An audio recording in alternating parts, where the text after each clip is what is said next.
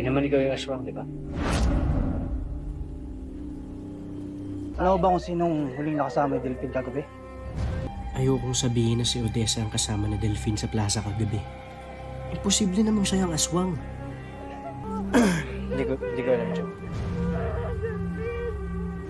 O ikaw mag-iingat ka.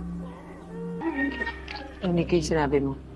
Hindi mo sinabi sa chewin mo na kami ni Delphine na magkasama kagabi. Ayoko na madamay kay. Sigurado ko imbestigahan kanila. Di naman ikaw yung aswang, di ba?